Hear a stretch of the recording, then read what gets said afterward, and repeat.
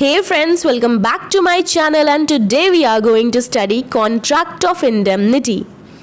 Contract of Indemnity शुरू करने से पहले हम कुछ बेसिक चीज़ जानेंगे। तो दोस्तों, इंडियन कॉन्ट्रैक्ट एक्ट के सेक्शन 1 से लेकर 75 तक स्पेशल कॉन्ट्रैक्ट एक्ट दी गई है। 76 से लेकर 123 तक सेल्स ऑफ गुड्स के बारे में डिस्कशन की गई है। बट 1930 में सेल्स ऑफ गुड्स एक अलग एक्ट बन गया, तो उसमें है इंडेमनिटी। तो इंडेमनिटी का मतलब क्या होता है? To make good the loss, मतलब to compensate for the loss, बोले तो नुकसान की भरपाई करना।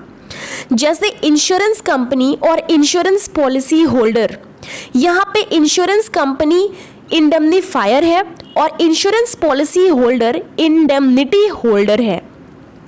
अगर इंश्योरेंस होल्डर का घर जल जाता है तो इंश्योरेंस कंपनी उसे कंपनसेट करेगी।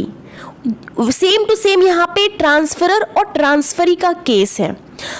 एग्जाम्पल, जैसे ट्रांसफरी शेयर्स को ट्रांसफर करने की रिक्वेस्ट करता है कंपनी से, तो यहाँ पे ट्रांसफरी कौन है?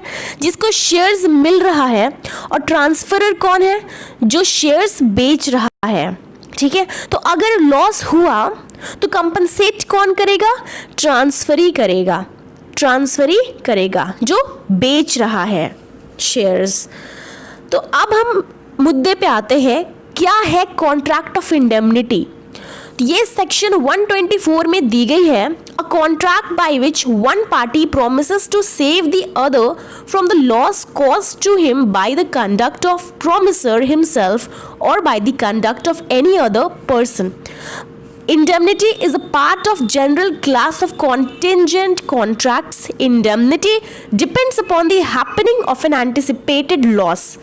And contract of indemnity can either be express or implied, and all essentials of a valid contract like consideration, free consent, competency to contract, and lawful objects are the few essential things of which makes a contract valid.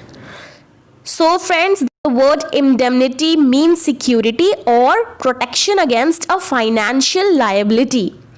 There are two types of indemnity. First is express and the second one is implied.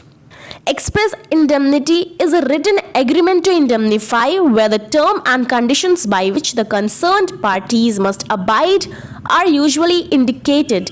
These includes insurance indemnity contracts, construction contracts and agency contracts.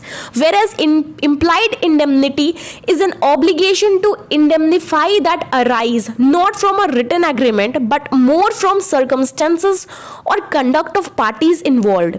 Example, agent and principal we can take. Means when the principal refuses to accept the goods that the agent supplied him, the agent can sell to others. However, if the agent bears the loss, then the principal is obligated to pay for it. तो express में हमने देखा कि यहाँ पे लिख के agreement होता है, ठीक है, बोल के एग्रीमेंट होता है। इम्प्लाइड में क्या है कि आपको देना ही देना है, यू आर रिस्पॉन्सिबल। ओके, आप बस पे चढ़ते हो तो आप टिकट लेते हो ना, या टिकट का पैसा देते हो ना, है ना? तो आप जब पैसा दे रहे हो तो आप इम्प्लाइड हो, आपका अधिकार है कि आप पैसा दोगे तभी आप ट्रेन में चढ़ोगे, बस में चढ़ोगे। ठीक है, तो जैसे कि अगर कोई प्रिंसिपल अपने एजेंट से कुछ सामान मंगवाता है, गुड्स मंगवाता है, तो प्रिंसिपल का राइट्स है कि अपने एजेंट से मंगवाया हुआ गुड्स एक्सेप्ट करे। अगर एक्सेप्ट नहीं करता है तो यहाँ पे प्रिंसिपल को लॉस देना पड़ेगा, चाहे कुछ भी हो। तो ये कुछ दोनों में डिफरेंस है। उम्मीद है आपको अच्छी लगे, तो चैनल को लाइक एंड सब्सक्राइब करना ना भूलें।